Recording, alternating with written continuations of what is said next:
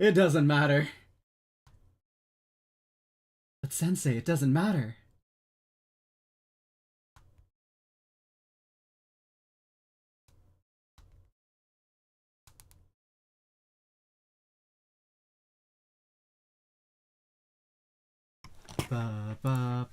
Okay,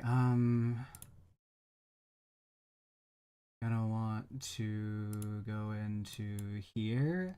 Does File Explorer not want to work? Oh no! Okay. It's my whole shit might be corrupted. Oh, that's not good.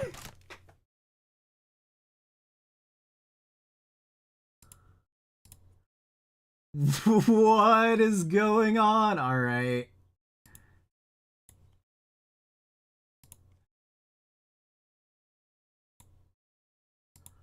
Huh? VLC media player is not responding. Crazy. Okay. No, it's fine. It's working. Working now? Da, da, da, da. Convert. Convert to MP4. Converted. Now let's hope that works. Start. Dear Lord. Okay.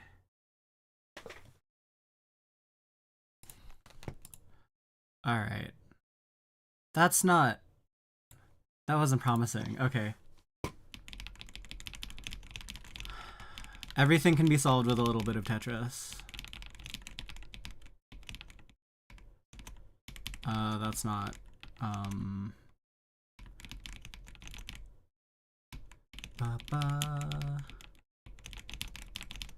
Here we go. No, this is still bad. Bum ba-dum bum ba-da-dum bum bum ba-dum bum bum.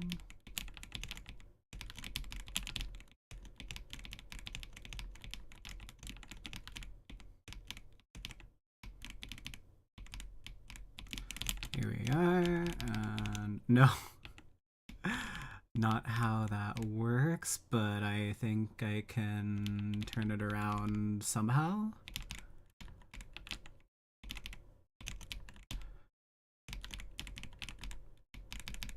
It's folly for me. This is a surprise. Hey, Taylor. Welcome, surprise, but a surprise nonetheless. How you doing? I hope your week's been good so far. So, the reason I am streaming is because my day has been a little hectic. I've been wanting to get the Jujutsu Kaisen video out, but the world has conspired against me to make sure that I do not do that. And so I wanted to stream just in case like anybody was waiting and I can give them the explanation for why it didn't come out today, or like it hasn't come out today, because I'm still trying to get it to upload. It's just I don't know if it's going to work. But other than that, my day started out actually. It's probably the peak of my day. I woke up early and went to get a breakfast crunch wrap from Taco Bell, which is just about the best thing they have on their menu. And so that was wonderful. My day's been good except for that. Except for the Jujutsu Kaisen stuff. But, oh man. And like it's been a process of trying to restart my PC and export the video before my shit corrupts, and it's been a process.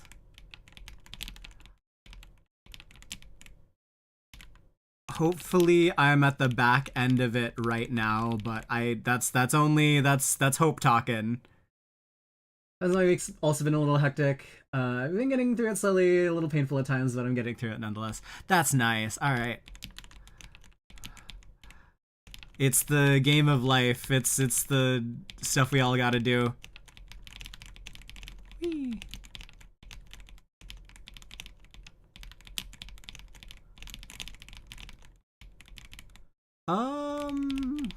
That's not how that's supposed to go. All right.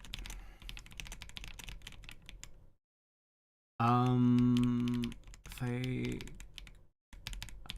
I see something in my queue that I can use.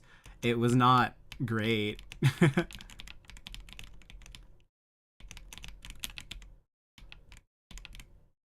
Oh man. I'm good at creating dependencies. That's really, what if, go here, and no. Ah, there we go.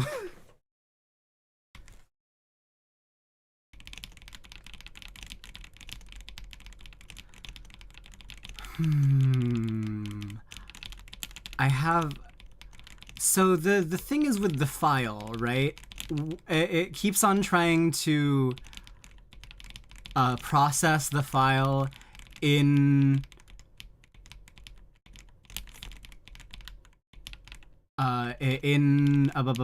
Premiere, but it's not doing it very well. Every time I get to a specific point in it says like generating peak file. Every time the thing gets to a certain point, it just kind of stops and then lags my PC out, and I can't use anything anymore. My whole entire, like, I can't open File Explorer or whatever. Greeks are the only thing that's helping me get through it. Besides my own, I was just getting to see this community, enjoy themselves, have fun, just do anything really. That's good. That's good. It just keeps on not working, and so I have to. I'm trying to convert it into an MP3 again, even though it's already an MP3, through VLC instead of trying to work with the file directly through Premiere. So hopefully that works, but I'm not certain it will. I can drop that down. Okay, I have to give it up. Uh-oh. Uh-oh. This is what happens when you don't have a T. You gotta look for those. So yeah, it's converting right now. Hopefully it'll actually do the conversion thing. Otherwise, if in 5 minutes my stream refuses to load and crashes for whatever reason, that's gonna be the reason. That file is cursed and would like to haunt me. The spirit of Higuruma is, you know, come over the file, and he's pissed about my copyright violations.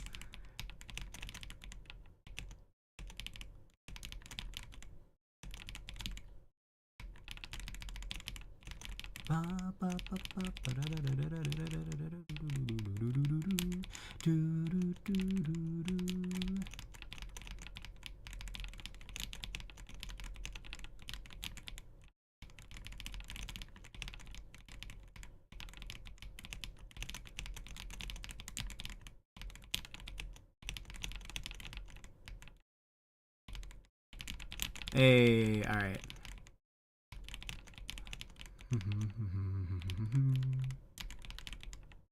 That's not how that's supposed to work. Okay.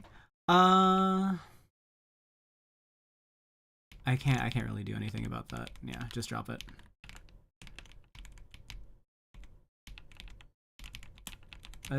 Open. Just go down. It's like even lagging here. I don't know what the lag is for. But I don't like it, and it's not good.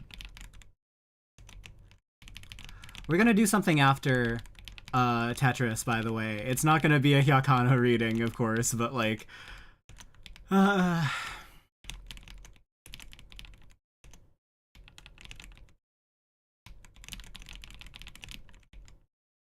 Computer issues really suck and they're a pain to fix, especially nowadays, considering there's a whole shortage among them.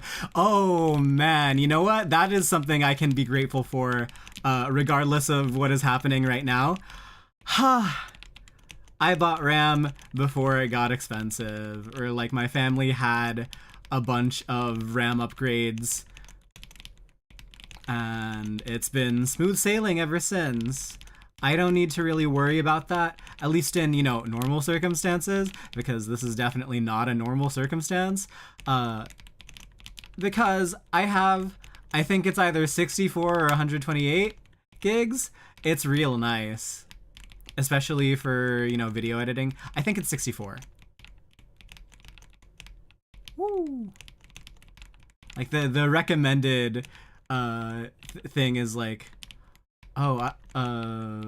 Premiere Pro is like, ideally you would have 128 gigs of space to operate Premiere, and like no one's gonna fucking get that anymore.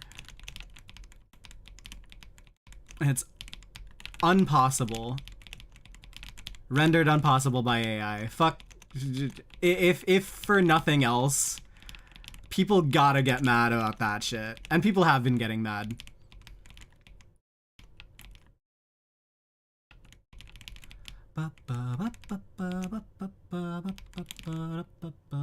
Too many dependencies, just go down.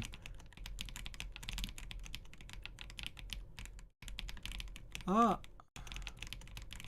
Boom.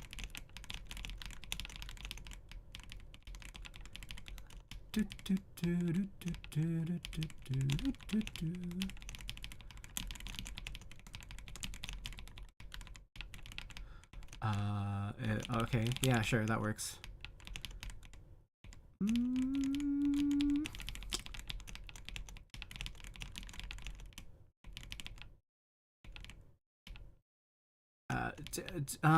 Sure.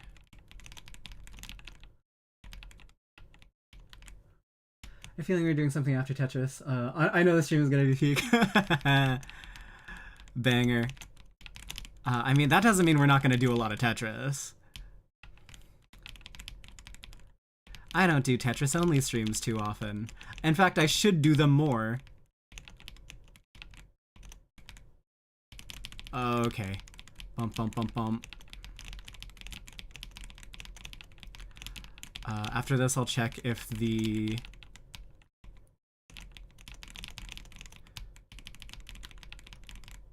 Oh, that's not how that's supposed to go. I'll check if the video file is done converting, and then hopefully something can happen.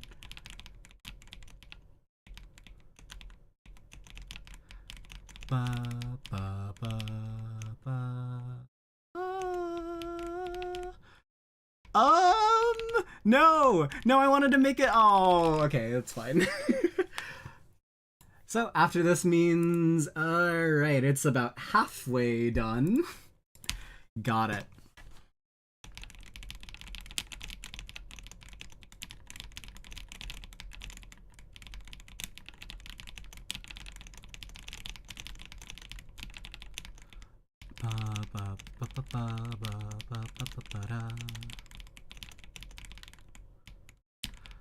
I can wait. It's not the sound is not showing on the stream, huh?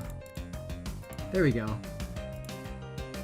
Okay, luckily, since it's not a video, I can just kind of change that on the fly. I realized if you do that, if you change sound properties during the middle of a video, it does not like that. It actually also just renders the file unusable.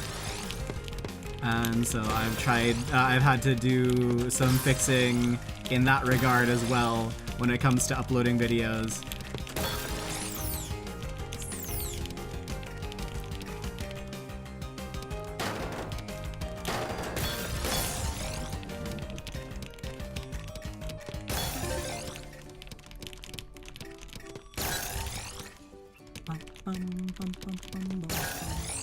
Okay, so I would like that. I would like that.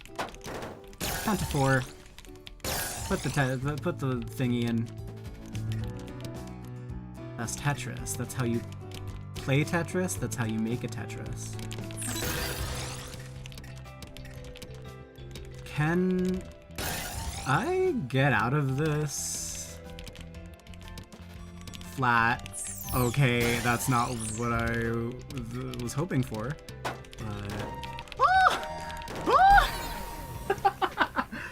So back in 2023, 2024, I don't know exactly when I introduced the series to one of my friends. I'm gonna send the stream to them. They've seen the anime, they haven't seen the manga.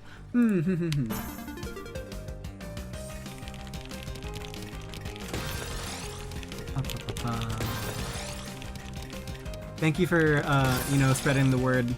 Always good to have more people in here. Always fun. It's like, even, there were a few people who were like, why did this get on my feed last time around in stream? And I'm just like, oh yeah, I'll explain 100 Girlfriends to you, and they like promptly leave. But like, it's fun to have even just an interaction like that.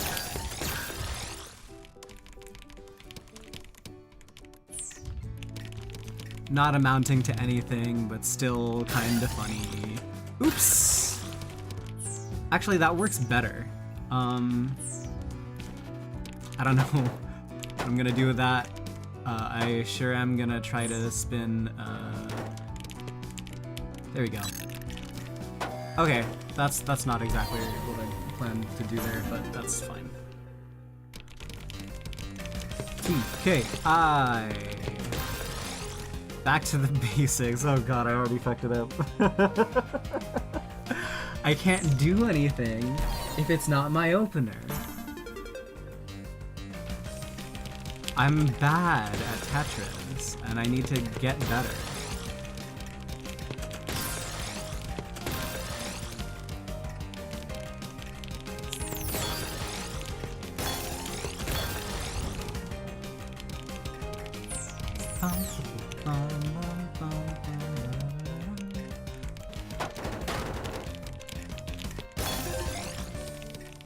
Let's see. So I can do... Yeah! Well, I needed to actually be more wary of the fact that I didn't have T's. Oh, fuck. Let's see... How can we deal with this? That's a T-spin. I can slot something in there. Well, I could have... No, I still can.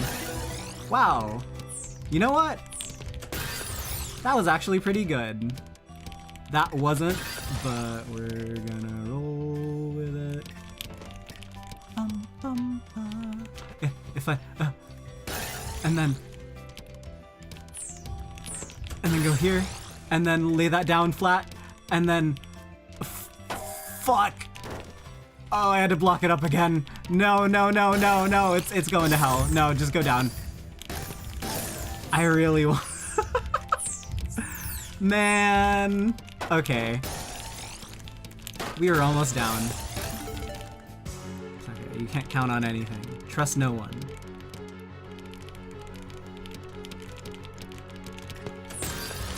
Not even yourself or your Tetris. Not even your tea. This is so sad.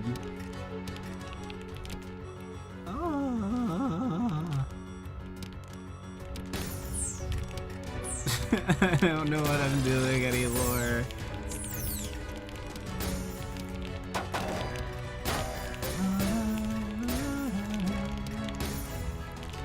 Here we go.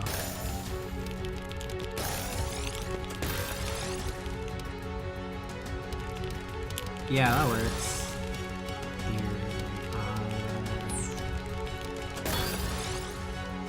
For the stream, they might join. Yay! Nice. I think that's going to be really funny. Considering what we are about to do next. But it'll be a surprise.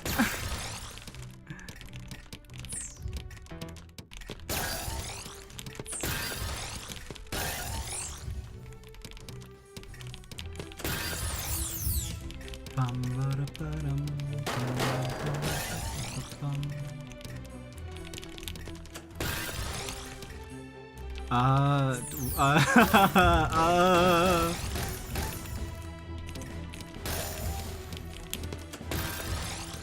now we're doing the thing on the reverse end. Bad, bad.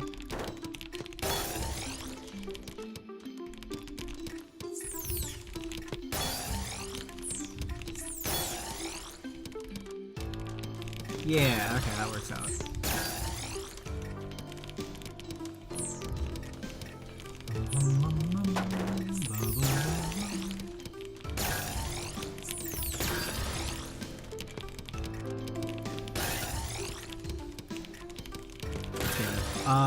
That goes there. Count to 4. Open it up. Oh, we're so back. Okay. Now I actually need to follow that up. What do I do? Wait, no. That's not how I thought this would go. That's not how I thought this would go at all. I thought I was done when I reached the bottom there. Oh God. And now you're saying there's a new peak? Oh! Been defeated. Okay, how's that file conversion going? It's going okay. I'm gonna take a little break, and then we'll be back with a little bit more Tetris, and then our secret sauce for the stream. Ababa.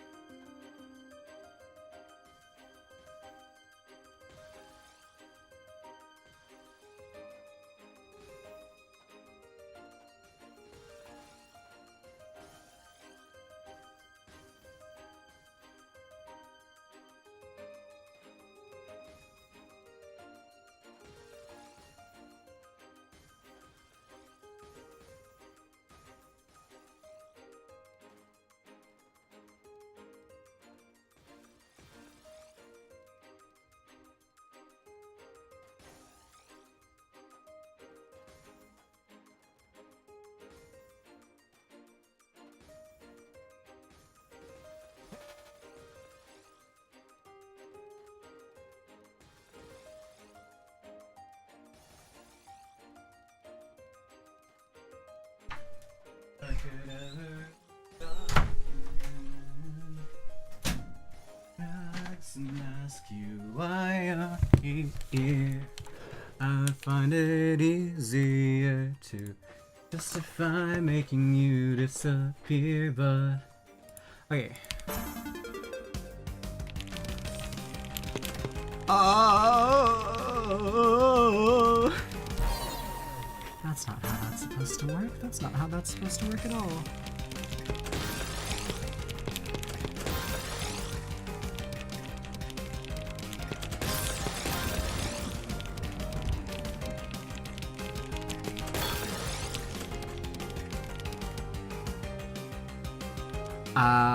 Does this mess up my... Of course it messes up my whole flow, but is it funny enough to justify that? If I do that, that clears me up. I get to... Yeah?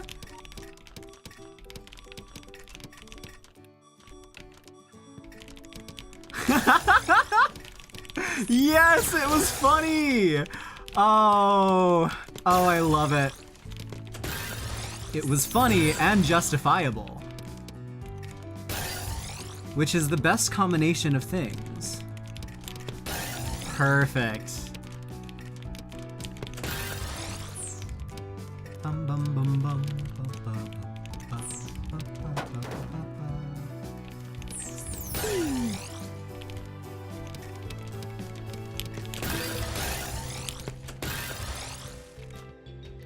Let's see. Funny and justifiable thing number 2. Haha. It's so beautiful. Tetris is a game.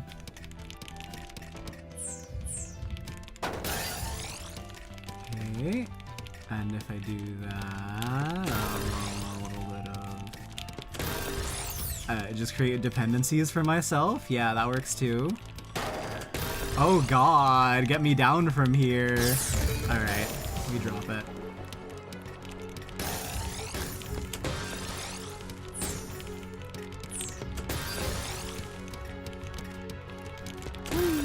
Bum, brum, bum. Perf. Bum, bum, bum, bum, bum, bum, bum.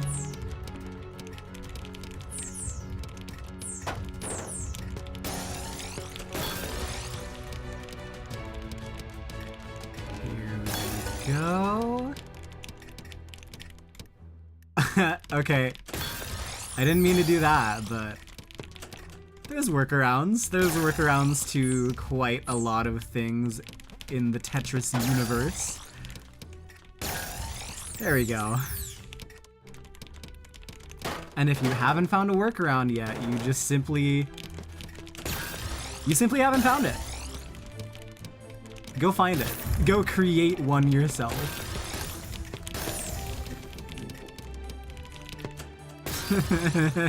Okay, there's no workarounds to that. I mean, there is if you try really, really hard at it, but I'm not gonna do that. Ooh.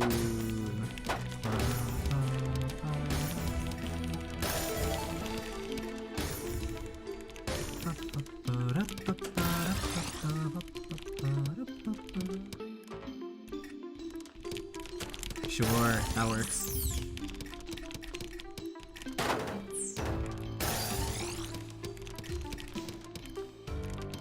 Ah! Dying, dead. It's over. It may very well be very and truly over. What's this title of the stream? I made it up and then I promptly forgot about it.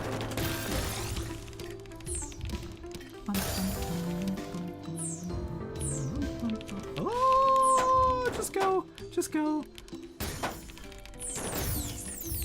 Oh, vulgar, terrible Tetris. I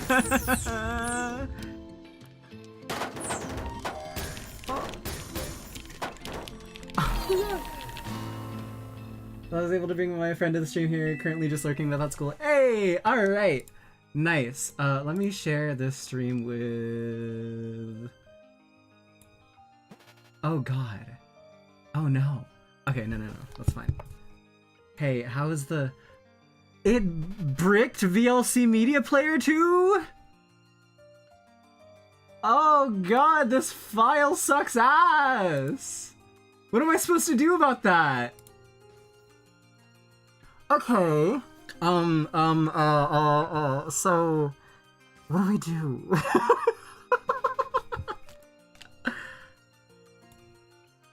This is... do I just give up on the reaction video? I don't know if I can justify that. This is a really good episode of Jujutsu Kaisen. If I tried uploading it raw, it would get caught by the YouTube censors so easily, but...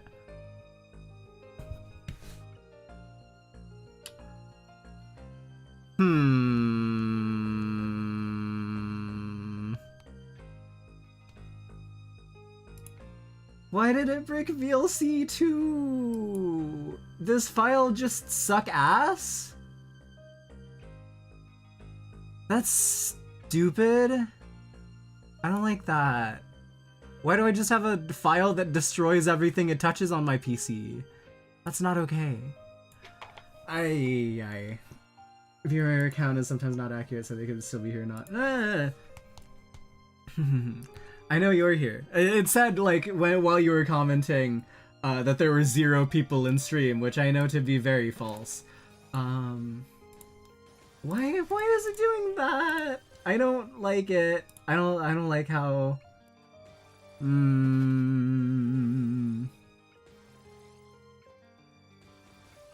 Okay.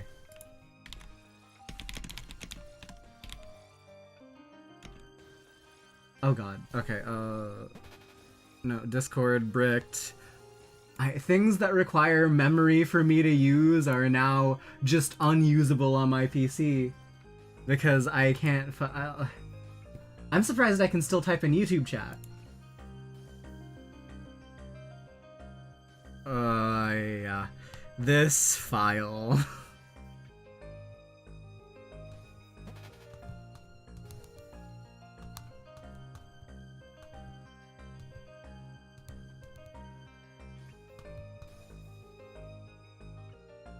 My name is Unique. The friend I introduced to Series 2 has an even more unique name. Ooh, it starts with a Z. Nice, nice. I do like the name. I just wish I knew how to pronounce it well. That's 2 Y's. I never realized. Okay. Okay, so let's get it. Alright. Part 19, Miyagi is too careless too. I had no reservations about taking off my blazer. I mean, I'd done it many times in this room before. However, Miyagi had never asked me to take it off before. Before we do anything, I want to know what sort of experiment this is going to be. I felt like I could already guess what was going to happen in this experiment, but I wanted to confirm it before doing anything else. If I was right, nothing good was going to come of it. Not to mention, it wasn't exactly appropriate considering the kind of relationship we had. I'll tell you once you take your blazer off. I knew you were going to say that. I let out a small sigh. Obviously, she wasn't going to answer me honestly. She knew she was up to no good, otherwise there would have been no need to hide it. However, if it was just removing my blazer, then it didn't break any rules. I did as I had been told and placed my blazer on the bed. Her next order followed immediately. Roll up your sleeves. Unbutton your blouse.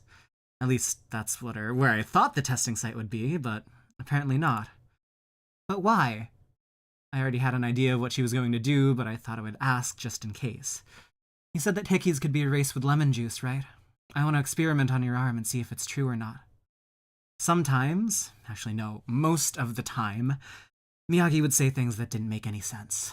She wanted to give me a hickey and then get rid of it. I already knew that was what she wanted to do. I seriously had no idea why she wanted to do it. You do realize that if this experiment fails, it's only going to create trouble, right? That's why I want to try it on your arm.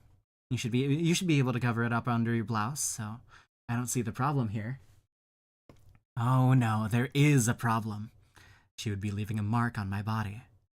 Miyagi and I didn't have that sort of relationship. The connection between us wasn't like that at all.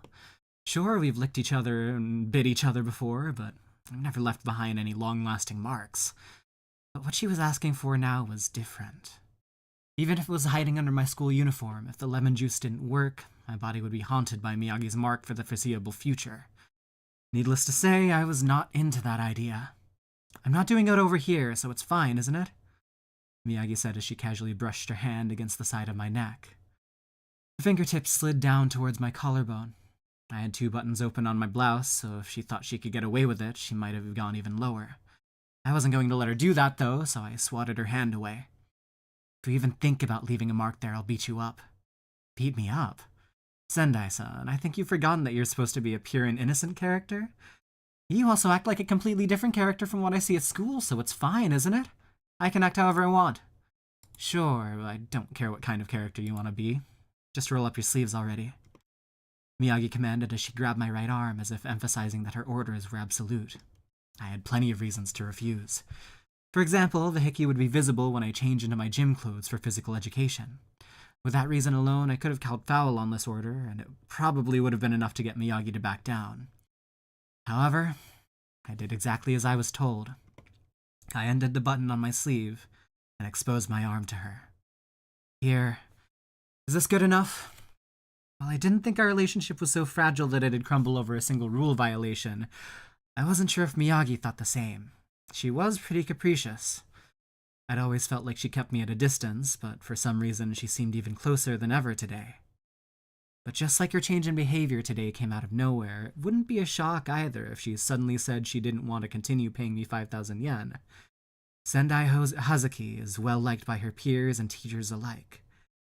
I needed a place where I could take that mask off and just be myself. Miyagi's home had become that for me. A place where I could be free from those worries. I needed it. And I needed Miyagi because of that. Should I do it here? Miyagi mumbled to herself as she poked my forearm.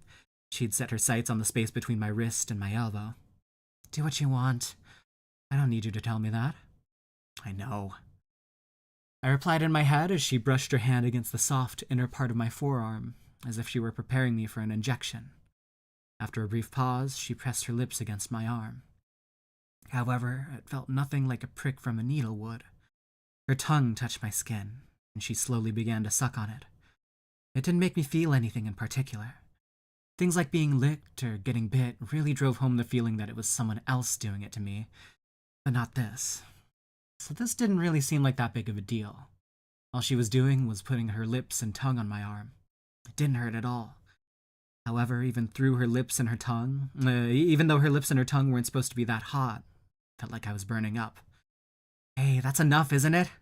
I said as I pushed her head away. Miyagi lifted her head, and the skin that felt like it was being sucked up by her returned to its original position. I think I did it correctly.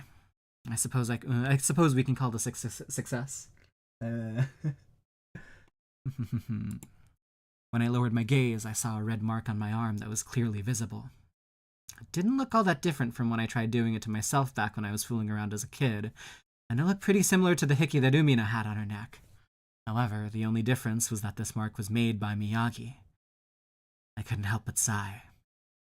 Unlike when I was a child, I knew what these marks meant when they were left by other people. This sort of thing would appear often in the manga books that Miyagi liked to read. A red mark like this was proof of connection. I attempted to wipe the mark off with my palm as if I were trying to scrub off dirt. If this was Miyagi's way of claiming ownership of me, that'd be pretty troubling. Well, most likely that wasn't her intention, and I was just overthinking things. But I really didn't like that she'd left something on me that would make me think of her every time I caught a glimpse of it. I swear if this thing doesn't disappear quickly. As I continued to keep my arm warm with my palm, I asked, So, you do have lemons at home, right? You've seen the inside of my refrigerator, haven't you?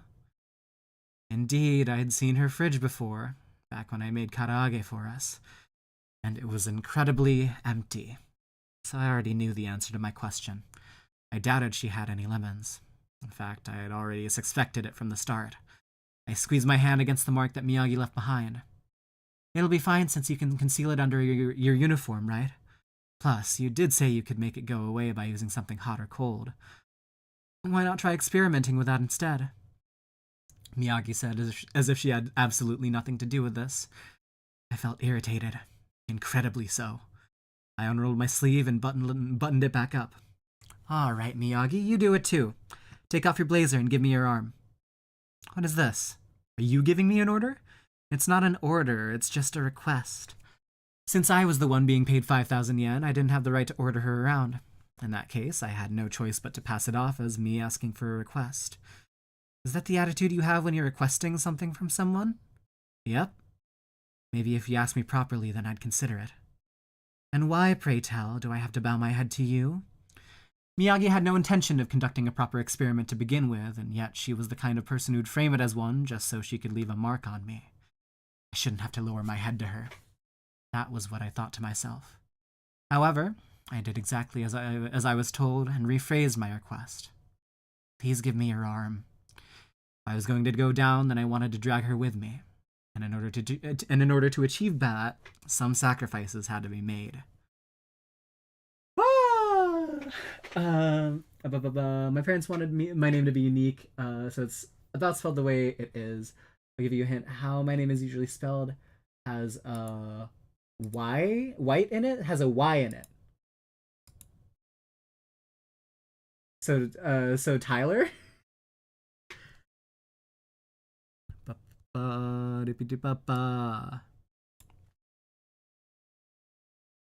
Part 20.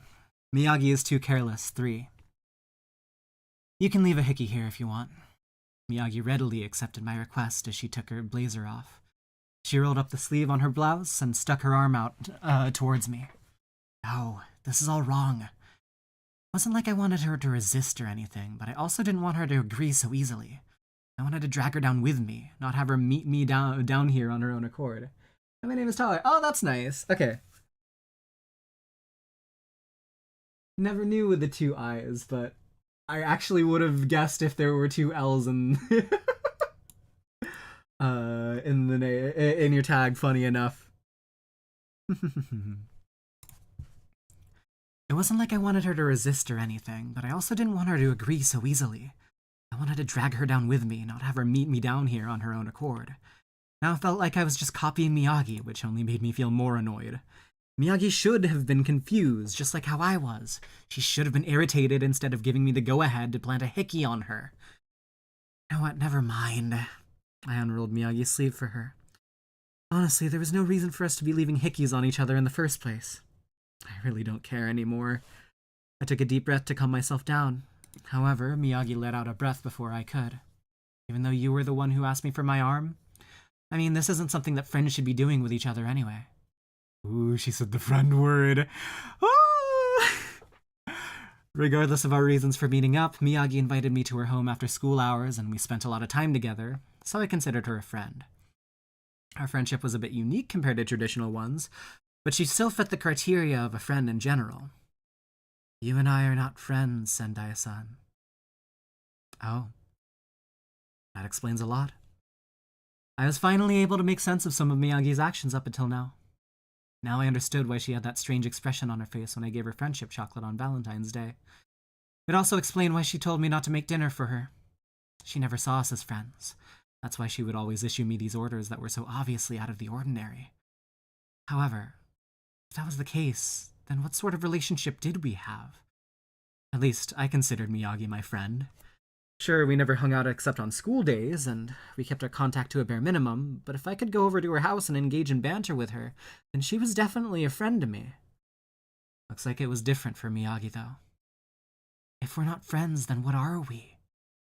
I asked out of genuine curiosity. Don't ask me. I have no idea either. Miyagi sounded angry as she spoke. Then she rolled her sleeve back up. Here, she said curtly, extending her arm out to me. To be honest, it felt pretty bad hearing someone who you considered a friend deny it so strongly. But when I really thought about it, Miyagi and I didn't exactly have that kind of relationship where a label was worth stressing over.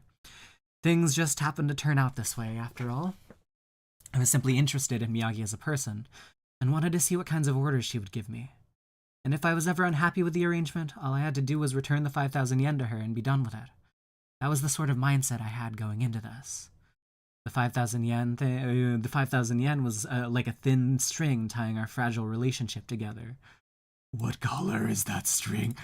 But unlike how Miyagi treated me on that day, she drenched me in soda. She wasn't actively pushing me away today.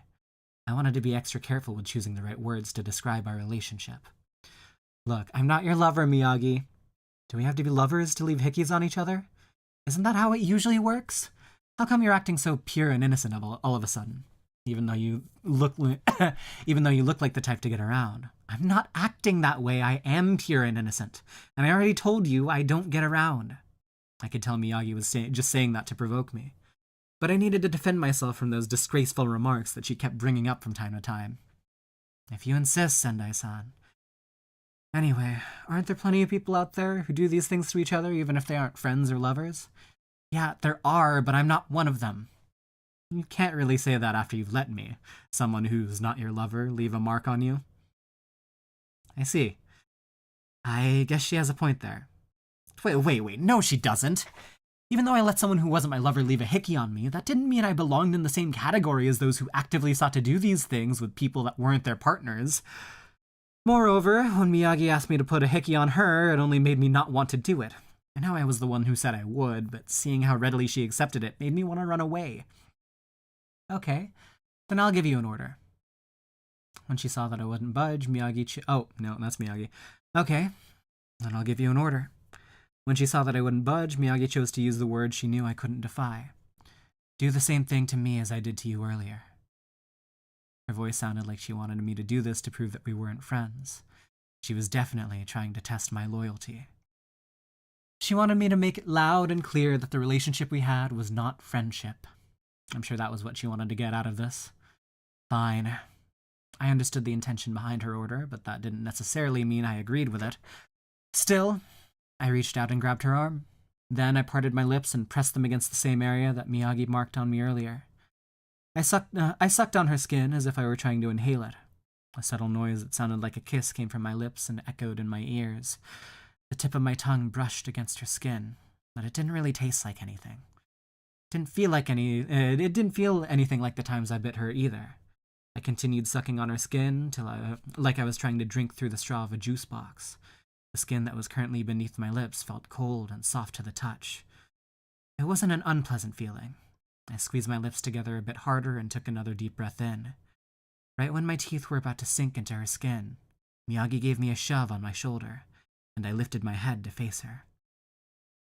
It's a lot redder than I thought it would be, Miyagi said, which prompted me to drop my gaze to examine her arm. There was a red mark on her that resembled the shape of a flower petal. So, what are you going to do with this? I said as I poked the mark that I made on her. I'm not going to do anything with it. I'll just leave it alone. It'll disappear on its own anyway. As for you, Sendai-san, you can go around telling people your boyfriend left a hickey on you. I don't even have a boyfriend, and I don't really want to say anything that could lead to a misunderstanding. Thankfully, I didn't have gym class tomorrow, so I didn't need to change my clothes in front of anyone else. No one should be able to find out about the traces that Miyagi left on my body. Well, I did have gym class a few days from now, but I wanted to believe that the marks would be gone by then. Hey, Miyagi, don't you think you've been acting a bit strange today?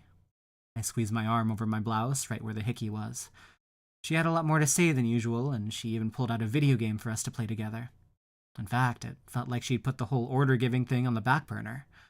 I don't think I'm acting any differently than usual. No, you definitely are. In that case, I'd say you were acting pretty strange yourself, Sendai-san. You've never given me an order before. That's true, but... That aside, can I undo this button?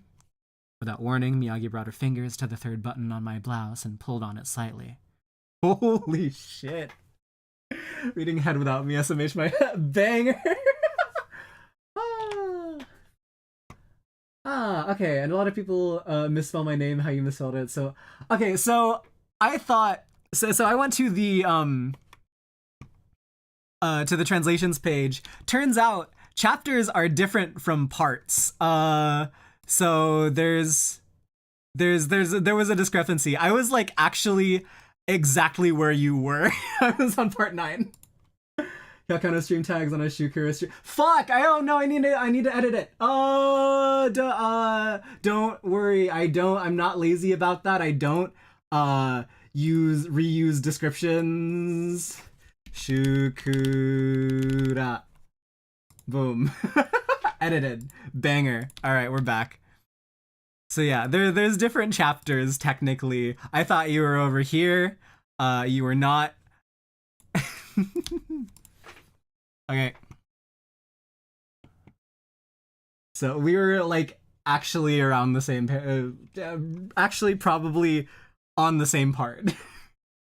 Even though you were the where were we? Wait, no she doesn't. Oh, I love this banter. It's good. Oh. Button. Okay. That aside, can I undo this button? Without warning, Miyagi brought her fingers to the third button on my blouse and pulled on it slightly.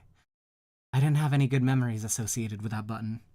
My brows naturally furrowed as I thought back to the day she drenched me in soda. No. Besides, what were you even thinking of doing? I thought I'd leave a mark here too, Miyagi said as she let go of the button. Instead, she slid her fingers beneath my collarbone. Didn't I tell you I'd beat you up if you even thought about putting a mark there? I didn't know they were up on the translator site, so I may or may not have just gotten them from the cat website. Yay!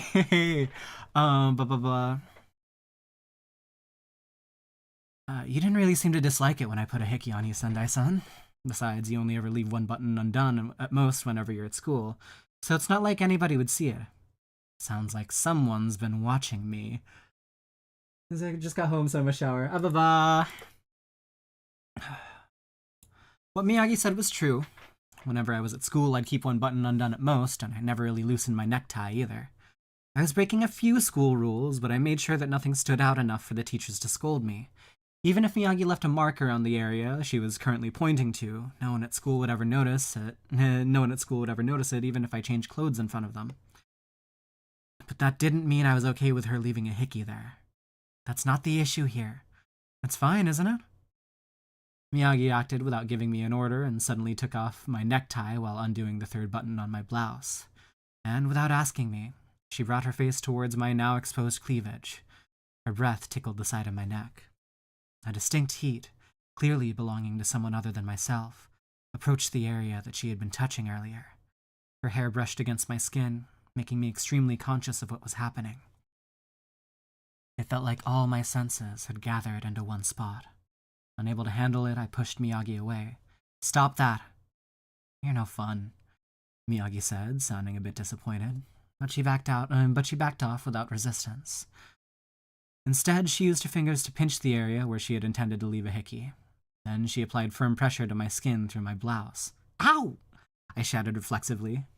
I grabbed Miyagi by her arm, but her hand wouldn't budge. I can leave some sort of a mark on you like this as well," Miyagi said as she applied more force to her fingers. She was pinching me so hard it wouldn't have been an exaggeration if I said I genuinely believe she was trying to tear my flesh off. "I told you that hurts! This is just a little prank." "Are you stupid? This isn't a joke! It's not like I could actually leave a hickey on you like this anyway. That wasn't the point. It was just plain painful. It hurt so much that I couldn't even play it off as a prank of hers. Normally, people wouldn't even think about leaving marks on others by pinching them. I swear, there are no screws holding Miyagi's common sense together in her head. But even if I told Miyagi that all the things she's been doing to me went beyond the realm of common sense, I'm sure it'd just be lost on her anyway." I let out a small sigh. "Do you want to have dinner here?" Miyagi asked in a professional, business-like tone. "Yeah, I'll have something to eat. I mean, even if I went home now, I'd just be dining alone anyway. If that was going to be the case, then I'd rather eat with someone else here."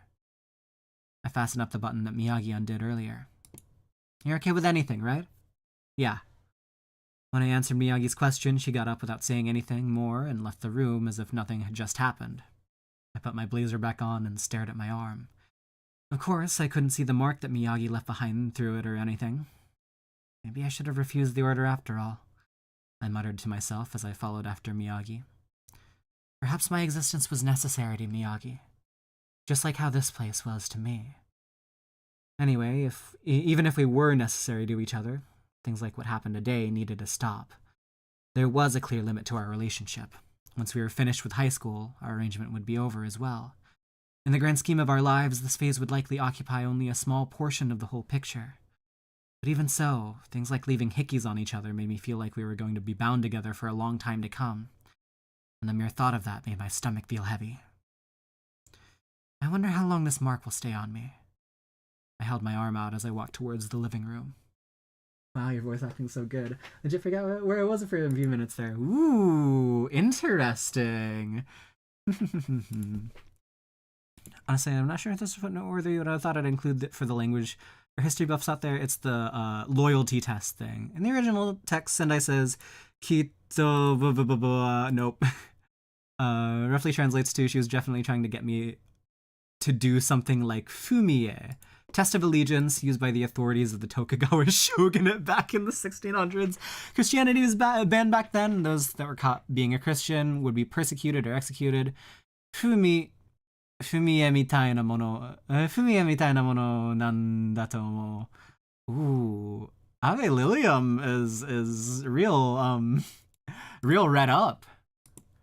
Fumi part means to step on, and the means picture. So stepping on a picture of Jesus. Yeah. Idea was that if an individual was suspected to be a Christian or a sympathizer, they were given a picture of Jesus or the Virgin Mary, and they had to prove their allegiance by trampling on it in order to escape death. Which, funny enough, if you are like an actual Christian, there's no need to hesitate stepping on like a picture or an idol in order to prove your allegiance, or to I guess the lying would be This must sound pretty wild considering Sendai and Miyagi are just two high school girls in the modern era, but essentially it just means a test of allegiance now. There is no religion involved. Yeah, okay. Part 21. I want to hear Sendai-san's voice. Micah was enrolled in a crown school. Sendai-san attended a prep school. In both of their cases, they were told by their fathers that if they went, their tuitions would be covered.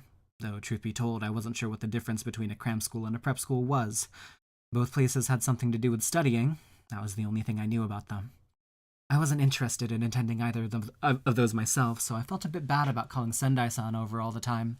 I decided to limit myself to summoning her once a week. Usually I'd tell Sendai-san to come over whenever I was having a bad day, but recently I would try to put up with it as much as I could. That was a decision I made after Sendai-san left last week. However, I found myself wanting to invite her over today. I don't want to do anything anymore. I leaned back in my chair and heaved a sigh. Micah, who was sitting across from me, laughed as she said, "You sure got roasted alive today, Shiori. Talk about unlucky." Seriously, that was so unlucky. Tiger Hashi was in such a bad mood, so I assume that's Torahashi, and that's a nickname for, like a more common name. Yeah, Takahashi, there it is.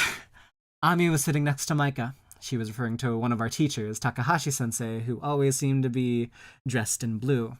I thought back to the class that had just ended. Now that Tiger Hashi wasn't around anymore, I was free to voice my complaints. I wish she'd stopped using us as punching bags. Seriously, he's just the worst. Tiger Hashi was our world history teacher who had a reputation for taking his anger out on his students whenever he was in a bad mood.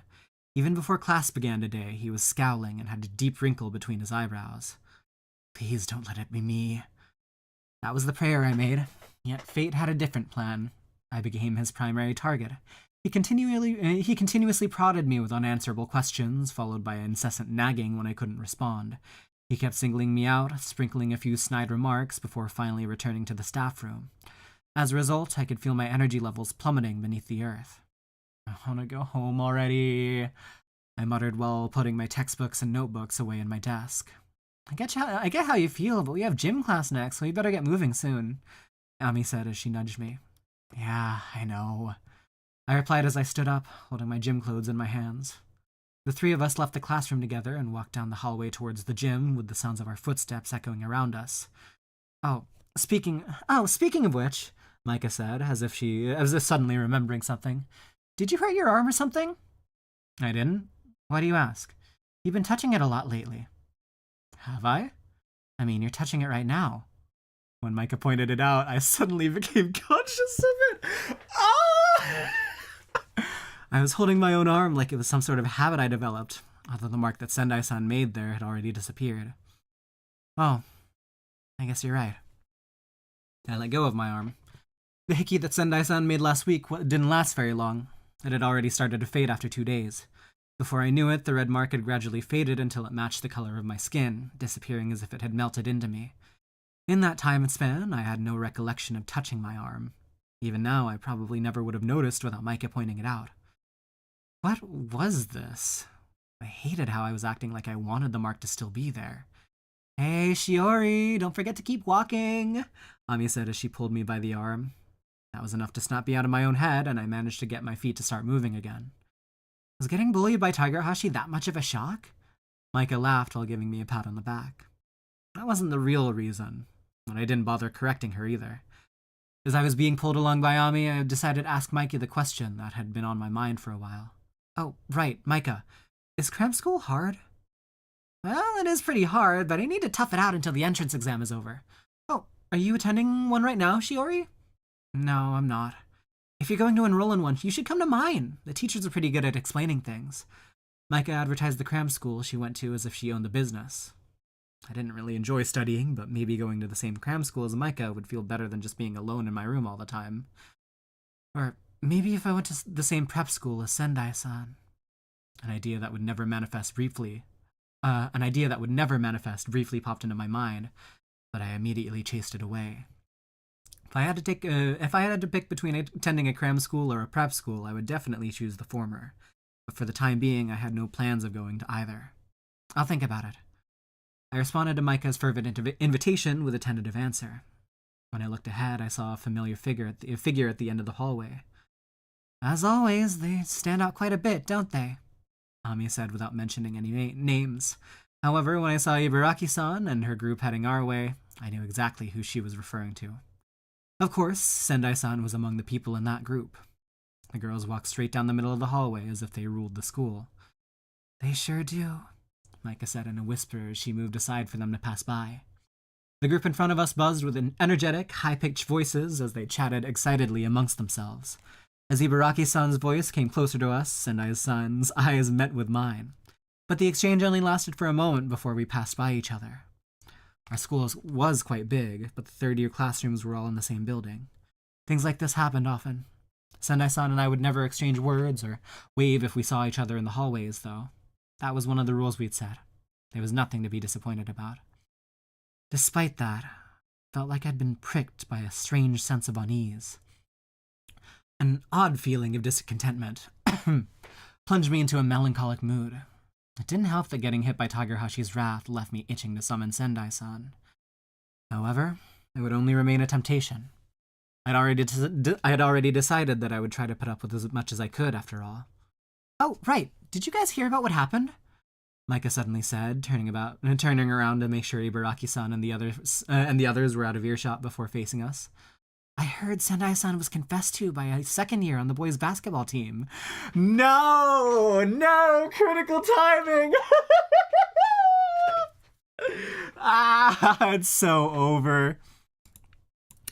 Micah leaned in, whispering as if she were sharing classified information with us. I had no idea where she even managed to hear that from. Oh, who was it?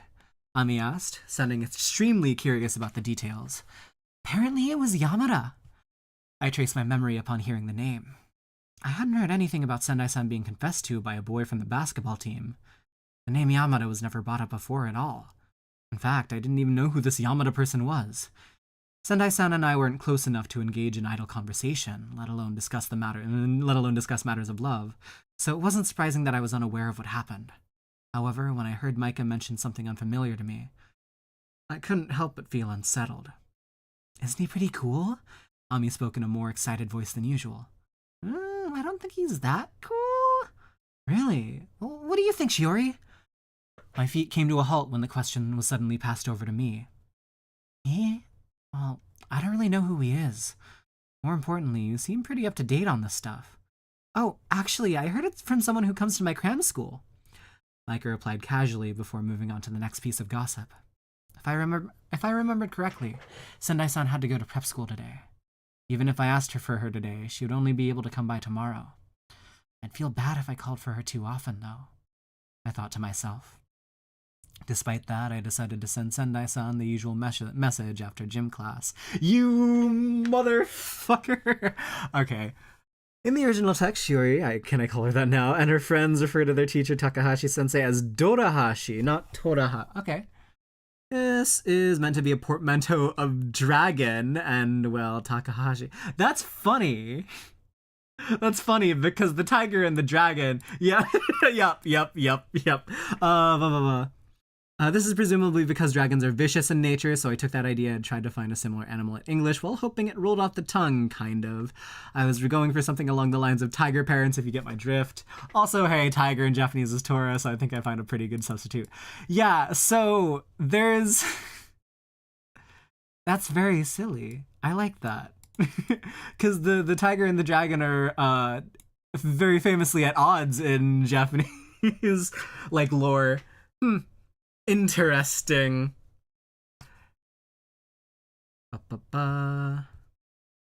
Part 22. I want to hear Sendai-san's voice too. I think I'll go for like another two parts. Yeah? That sound good? Okay.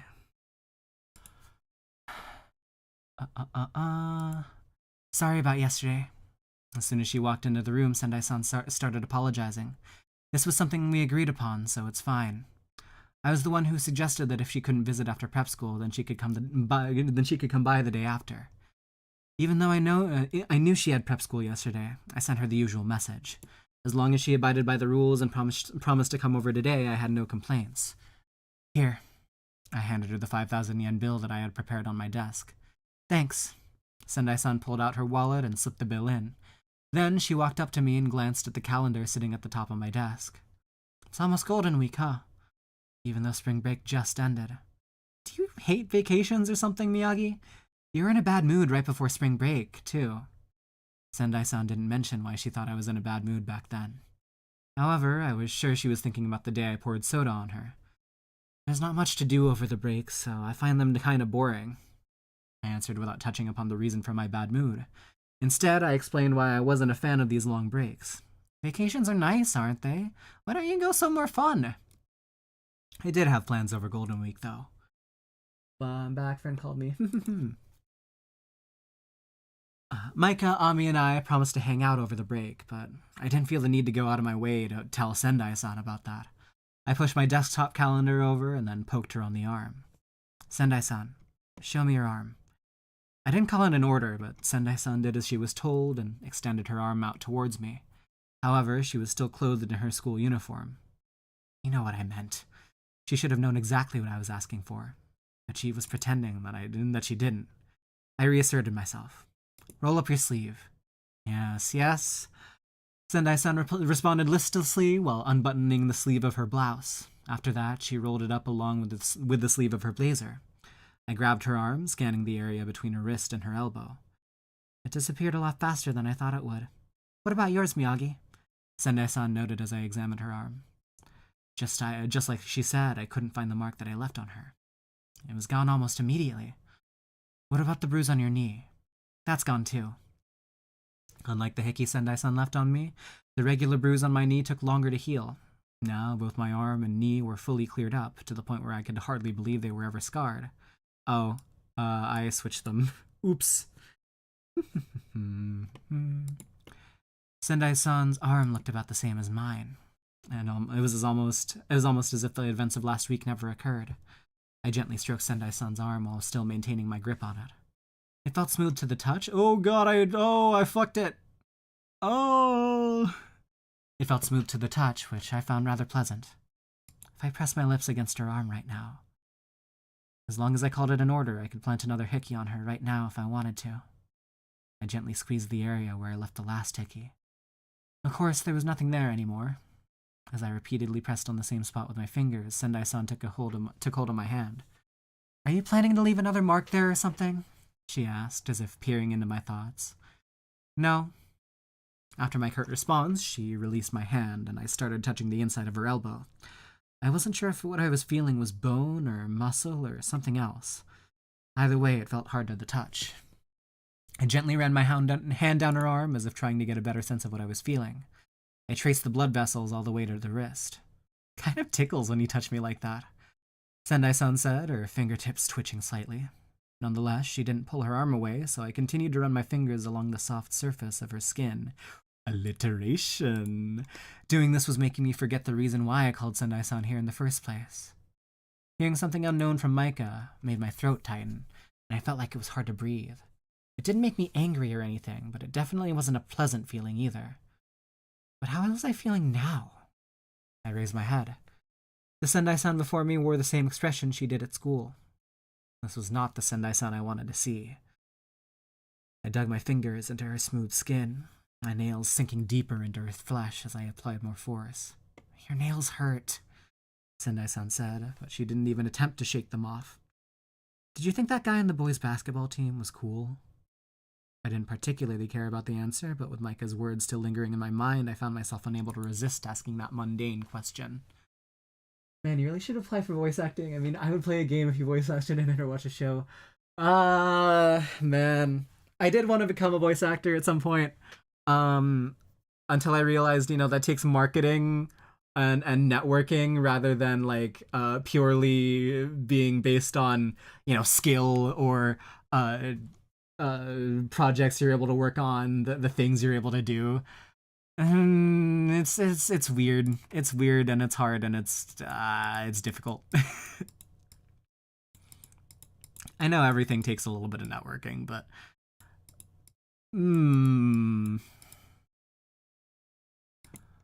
why are you asking about the boys' basketball team? Someone confessed. To you? You know what I'm talking about. I was aware that Sendai-san was this kind of person. Sometimes she would be a bit mean to me and only do or answer things when ordered to. I applied a bit more pressure to my fingertips. Sendai-san's face contorted slightly as she forcefully removed my hand from her arm. I turned him down. She didn't deny being confessed to. Instead, she shared her answer with me. Why? Why? Well, it's not like I had feelings for him or anything, and even if we started dating, I wouldn't have the time to see him either. You wouldn't have the time to see him, you say? Couldn't you just make time for him? I mean, I still have prep school to attend, and then I have to come to your place.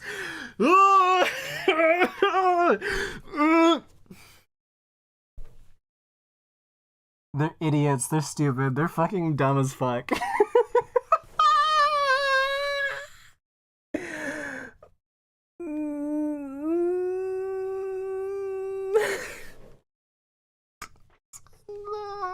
You can't say that, that's illegal. Sendai-san stroked the claw marks I'd left on her arm with a hassled look on her face. Let's say you did have the time. You stopped going to prep school and you don't have to come here either. Would you go out with him then? No way, I already said I didn't have feelings for him. And you don't have to...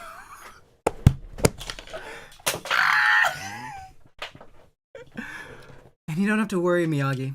I give priority to you. I didn't ask for that. I gave Sendai-san, who was smiling teasingly in front of me, a gentle kick. Wow, someone's got bad manners.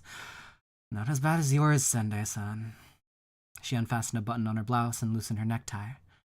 She wasn't doing it at the moment, but I didn't want to hear that. From someone who could lie down so carelessly on someone else's bed and look so messy that the inside of her skirt could easily be seen. Jesus Christ!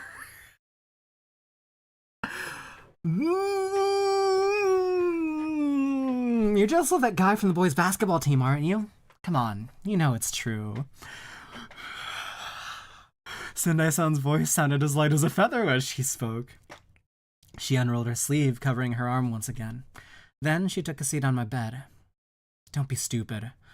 I could tell she was just joking, but I couldn't feel at ease unless I denied it. She's doing the fucking same thing! Constant cycle of rage baited. This is... I only felt a bit uncomfortable because Micah had told me something I didn't already know about. This wasn't jealousy. I sat on the floor with my back leaning against the bed. Ever since the day I made Sendai-san lick my feet after spring break ended, I felt like something was wrong with me. The warmth of Sendai-san's tongue...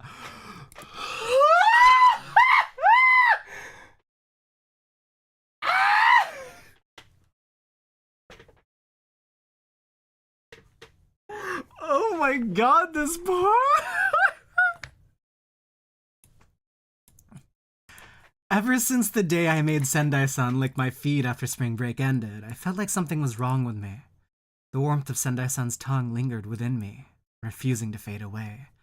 As a result, I began treating Sendai-san like a friend. I played games with her and engaged in casual conversations, hoping that would dispel this odd feeling inside me. That was my plan, but in the end, I couldn't bring myself to see her as a genuine friend. That was how I felt even now.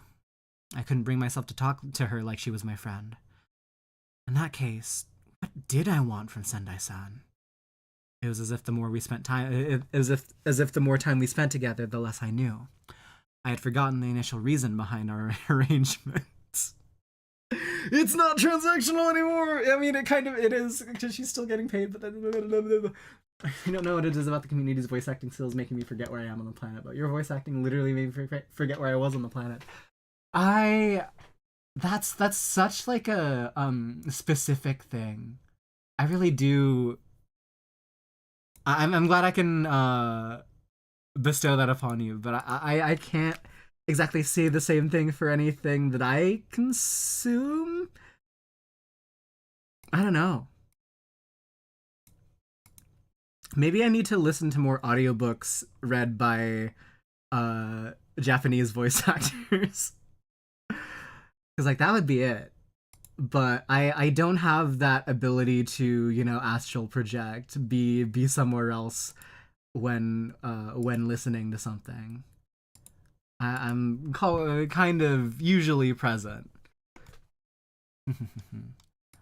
I do think that is like a magical thing. That's wonderful. Ba, ba, ba, ba. Whenever Sendai-san was around, it was as if there was something invisible clinging onto my body, leaving my heart restless. I felt uneasy, and sometimes I couldn't even recognize myself. I wished my jumble of emotions could vanish, like soda bubbles popping and fading away into thin air. I took a deep breath as I stared out the window. Before I knew it, the blue sky outside had turned dark. I took out my contemporary Japanese textbook from my bag and handed it to Sendai-san. "This is your order today. Get off the bed and read this to me." "You want me to read from a textbook?" With a puzzled expression, Sendai-san said as she sat down beside me. "Yes." I felt a bit tired. I removed my blazer, socks, and necktie before lying down on my bed. Golden Week! Banger note. Let's get it. Next part. Part 23. I want to hear Sendai-san's voice. "So, why are you making me read you a textbook instead of a manga or a novel?" Sendai-san said as she flipped through the pages of the contemporary Japanese textbook. "It's like a lullaby to help me fall asleep." I felt like if I stayed awake any longer, I would only end up saying things that I'd regret. That's crazy. If Sendai-san had come by yesterday when I called for her, there might have been more to talk about. However, after spending a day alone with my thoughts, I couldn't find the right words to say anymore. Just so at peace and have so much joy for this community. That happens sometimes. Yay. Alright. To begin with, there was no reason for me to summon her just because I'd learned that someone had confessed to Sendai-san. "You know, if the teachers heard you calling textbooks lullabies, they'd probably cry," she said, turning herself to face me. Then, while I was lying down, Sendai-san lightly tapped me on the head with the textbook, just like the teachers would do. "It's not my fault the classes are so boring." That's true, and that's real. Although, not really. No. They can't all be that boring. You just... you're just bored by classes. I gently hit her arm in return. "It's not good to blame other people all the time, you know," she said in a teasing tone. "Shut up. Now hurry and read to me." "Fine, I'll do it. But what am I supposed to do if you actually fall asleep?" "Keep reading it as I sleep." "Huh? No way. That's just going to make me sleepy too." "So you agree they're boring," Sendai-san said with an unmotivated voice as she flopped onto my bed. Her hand touched my body. More specifically, it was brushing against the side of my abdomen. It felt a bit ticklish, so... Oh... Miyagi... So I propped myself up and tugged on Sendai-san's bangs. "You're not allowed to fall asleep, Sendai-san. Get up." Hi. Just say yes once." Even if I said that to her, Sendai-san probably wouldn't listen, so I didn't want to bother making it an order either. Instead, I pushed her to start reading. "I know already," she gave a short reply. Then, a pleasant and soothing sound reached my ears. It was a voice I heard quite frequently back when we were in the same class in our second year. During class, she read from the textbooks with an enviable level of perfection. It made me want to be able to read just as proficiently as she did. Even today, her clear voice flawlessly recited the words from the textbook without mispronouncing anything. As I closed my eyes, I felt at ease, as if I were cocooned in my favorite blanket, shielded from the brightness outside, immersed in a world without light. In this warm, soothing darkness, my only illumination came from the sound of Sendai-san's voice.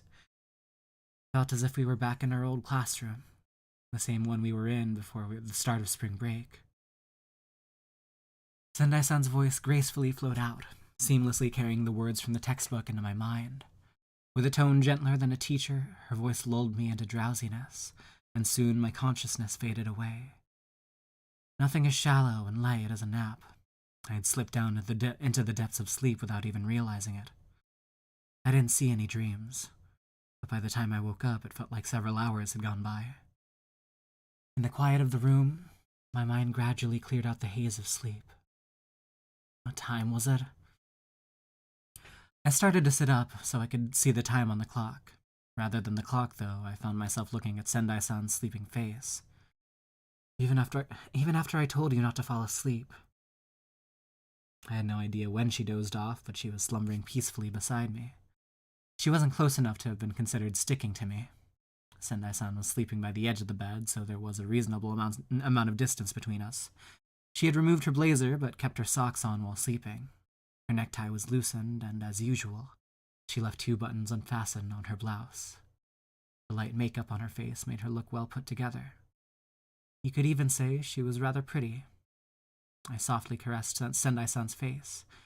If she were to wake up right now, she'd probably be upset at me for ruining her makeup. However, in her current state, she couldn't say anything. My fingertips traced her mouth, stopping just at the corner. She had touched my fingers with these lips before. They'd even been inside of her mouth as well. The memory of her tongue against my fingers resurfaced. It was softer than this cheek. The feeling of Sendai-san's wet tongue licking my blood came back to me. Her tongue felt warm when it was pressed against my stinging wound. Of course, having Sendai-san lick the wound didn't get rid of the pain. The displeased look on her face as she obeyed my order and swallowed my blood brought me satisfaction, though. But when she bit the wound, that feeling of satisfaction vanished instantly, and the pain intensified. I ran my fingertips toward the middle of her lips. I hadn't noticed it before, but they felt as soft as a marshmallow. I softly pressed on her lips. Sendai-san didn't react. Say something already. I wanted to hear her voice. I wanted to hear the voice that always denied me. Normally, she'd say things like, "Stop that," or "Are you stupid?" to keep me in check. However, right now, the voice that would usually be there to stop me was nowhere to be heard. Because of that, my hand wouldn't stop. My fingers moved from her lips to her chin, and then ventured even further downward. I traced my fingers along her neck, reaching down to her collarbone. However, Sendai-san showed no signs of waking up. If I went down just a little lower, I would reach the area where she told me not to leave a hickey. After hesitating for a bit, I placed my fingers on her collarbone and followed it until I reached her shoulder. My palm brushed against the bra strap hidden beneath her blouse, and I noticed the heat of her body. Fuck. Yeah, it's right there. Yeah, She seemed a bit warmer than usual, perhaps because she was asleep. Even though it was about time for her to wake up, Sendai-san didn't show the slightest sign of stirring. My gaze shifted toward the side of her neck. That was one of the spots she explicitly forbade me from leaving a hickey. I couldn't take my eyes off it. I took my hand off her shoulder. Leaning in towards the side of her neck, without unbuttoning anything on her blouse, I got a whiff of the sweet fragrance of her shampoo. It's over! It's done! Oh no, she's cooked! Oh, this wasn't the first time I had smelled it before. It had the same scent as my pillow on the nights after Sendai-san's visits. As I inched my face closer to her neck, the fragrance grew stronger, causing my heart to beat a little faster. I brushed my lips against a spot right below her ear. The sound of my own heartbeat grew louder in my head. I pressed my lips firmly against her skin, attempting to drown out the sound of my pounding heartbeat. Just as I was about to bite down, the sensation of her soft flesh beneath my teeth snapped me back to my senses, and I quickly pulled away. I wiped my lips. As I hastily scrubbed my lips, as if trying to erase the memory of what had just happened, I felt a tug on my blouse. What were you doing? I turned to the source of the groggy voice next to me, and found Sendai-san with her eyes slightly open. Nothing. I answered curtly, attempting to create some distance between us. However, there was a wall right behind me, preventing me from getting as far away as I wanted. Oh, I know. You were trying to do something erotic, weren't you? I don't think she noticed. After all, she was asleep. Since she had just woken up, she couldn't have known what happened. At least that should be the case. No, I wasn't. I responded firmly to Sendai-san's question. I could hear the smile in her tone of voice. Your face is red, you know, Sendai-san said as she extended her hand toward me. My cheeks didn't feel hot. My heart was beating a bit louder than usual, but I was certain that my face wasn't flushed.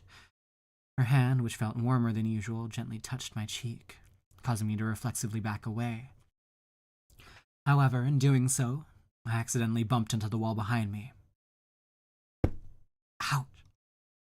A dull thump resounded in my room, and I instinctively held my head in pain. I forgot there was a wall behind me. However, thanks to the shock of hitting my head against the wall, my heart had managed to regain its composure. You're lying about my face being red, aren't you? I complained to Sendai-san while stroking the area where I hit my head. Now, why would I do that? More importantly, why did you fall asleep? I reprimanded Sendai-san by giving her leg a light kick for disobeying my order to keep reading, even after I fell asleep. I felt sleepy just watching you sleep.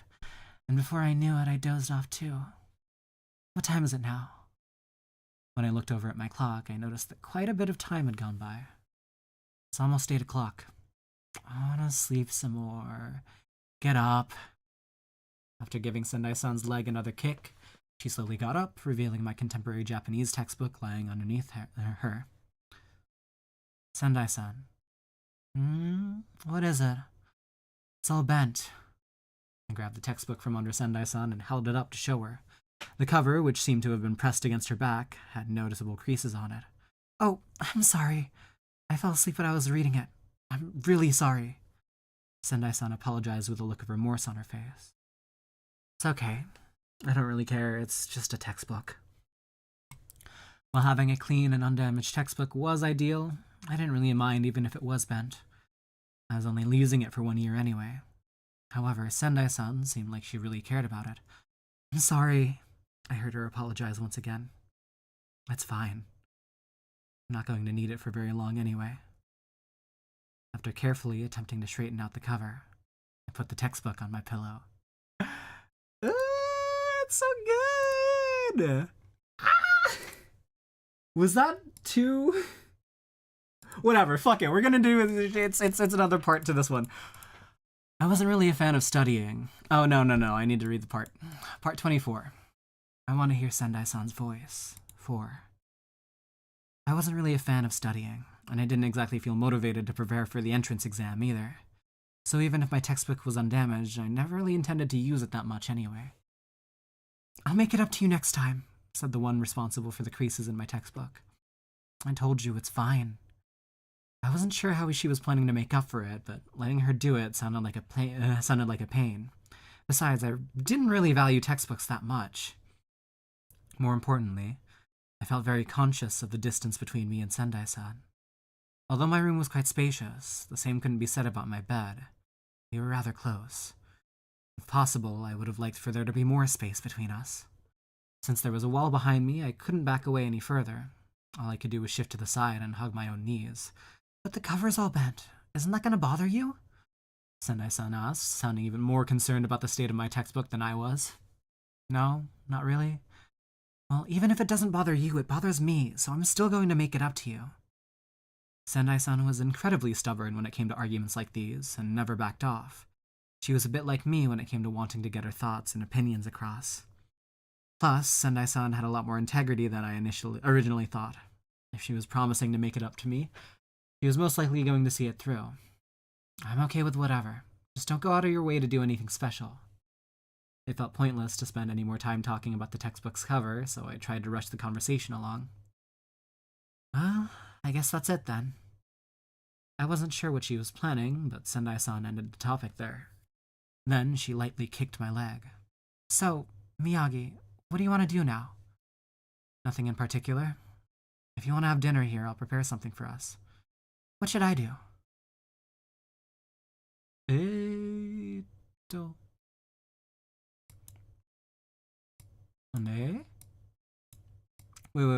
I lost Miyagi. What should I do? Sendai-san contemplated with an expression that suggested she wasn't thinking about it too deeply. Then, as if remembering something, she reached to fasten a button on her blouse. I had seen her undo the second button countless times in this room before, yet this was the first time she had ever buttoned it up. My body stiffened at the sight of her doing something out of the ordinary. Sendai-san shouldn't have noticed anything. After all, she was still asleep when I touched her neck. So then, why did she button up her blouse just now? My heart felt tight, like it was being strangled. I shouldn't have done anything to her. After all, Sendai-san was not my friend, nor my lover. I shouldn't have done anything to Sendai-san while she was asleep. It would have been a different story had she been awake. At least then I could have ordered Sendai-san to stay still, and it would have been fine. Gotta go enjoy the rest of the stream. Whee! Stream has made my week. Aww. Bye-bye. Why did I even do that to her in the first place? That was something I didn't even know the answer to myself. Miyagi, you're going to end up with wrinkles if you keep doing that, Sendai-san said as she pointed at my face. Oh, Miyagi, you're going to end up with wrinkles if you keep doing that, Sendai-san said as she pointed at my face. You got a pretty scary expression on your face right now. I think you should go take a look in the mirror. No, I'm good. If anything, I would have preferred to run away from this place altogether instead of looking in the mirror.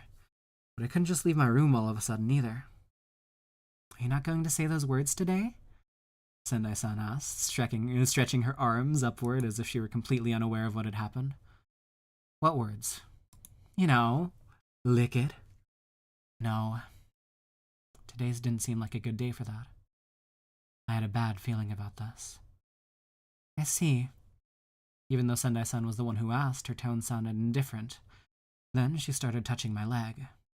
She stroked my bare toes and then ran her fingers up to my ankle. The fingertips that gently brushed against my skin made me feel ticklish. When I tried to pull my leg away, she grabbed my ankle. Let go. On my firm instructions, Sendai-san complied. However, right after she released my ankle, her fingers slid upward, nudging my hands away from my knees. Without a trace of concern, she grasped the hem of my skirt and casually lifted it. Don't do anything weird. I grabbed her hand out of protest. I just wanted to see if the bruise on your knee was really gone or not. My bruises disappear just fine on their own. You don't need to check anything. Come on, show it to me anyway, Sendai-san said. After brushing my hand away, she began touching my knee. Even though she was the one who told me to show it to her, she wasn't actually looking at it. She caressed my knee with her fingertips. The way she was touching me felt strange. A chill ran down my spine. I didn't like this at all. Didn't you say you wanted to look at it? I protested against Sendai-san, who kept gently stroking my knee. Would you rather I stop? Sendai-san asked, even though she sounded like she wouldn't listen to me no matter what I said, as her hand continued moving. Stop, right now, I stated firmly. However, Sendai-san did not stop. Her fingers slid down from my knee all the way towards the instep of my foot. She continued touching it, the same way she did whenever I ordered her to lick it. She ran her finger along my foot. It felt incredibly uncomfortable, like having ants crawl all over the surface of my skin. Despite that, I knew if I truly wanted to make Sendai-san stop, I could have done so by now. Instead, I hugged my knees tightly. Seriously, can we stop now? I pulled Sendai-san's hand off me. Is this supposed to be payback? Because I touched your neck while you were asleep. I asked, wondering if she was just trying to get revenge because of what I had done. For what? Sendai-san sounded a little puzzled, but I couldn't be sure if she was just playing dumb or not. However, seeing how amused Sendai-san looked was sort of getting on my nerves. That wasn't meant to be payback, then forget it. Now give me your arm. I grabbed her arm without even waiting for a response. Is this supposed to be an order? It is, so just do as I say. Are you planning on leaving another mark there? Not exactly. I undid the button of the sleeve of her blouse and rolled it up. I stared at the spot between her wrist and her elbow, the same area where I had left a mark last time. Then, I sank my teeth into her forearm hard. It felt satisfying. When it seemed like I was biting hard enough to break the skin, Sendai-san tried to shove my head away. Hey, that really hurts, you know. Feeling a firm push against the crown of my head, I raised my head. I can't believe this. How can you bite someone this hard? Isn't that just weird? Sendai-san said, rubbing her arm, and she rolled her sleeve back down. We can consider this as you making it up for my bent textbook. Don't just decide that on your own. It'll be fine. The teeth marks will go away on their own soon. If only everything that I did could disappear just as quickly. If any case, since it was an order, she didn't really have the right to complain.